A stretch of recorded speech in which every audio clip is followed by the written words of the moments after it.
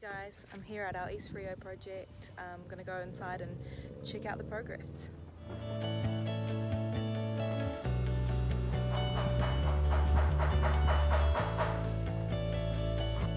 Alright, we've got Sean here, our project manager. He's going to run us through where we're at with progress.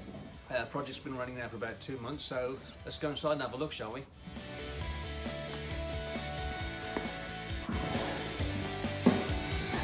So the first part of the house we're in this is a good sized extension added to the rear. Before we had a garden in this area. This would have been a retaining wall. We've essentially added the kitchen to the rear of the house and this rather large open plan family room. Since we were last on site, Ollie, what we've done is we've actually done all the internal wall lining. So all the wall framing's been done, it's been lined. We're working close towards the stage now where we need to do our pre-paint check. So before any paint's put on the wall, we'll go through and check all the wall linings, check that all the carpentry second fix is done, just to make sure that when the painter comes in, it's all nice and ready for him.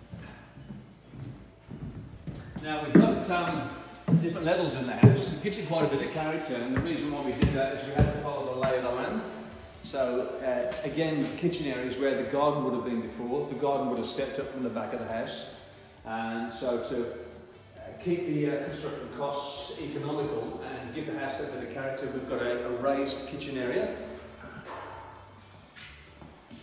So is this just going to be free, or is it going to be this is an opening that's created so that when you're in the kitchen, you can actually see what's going on in the family room. Yeah.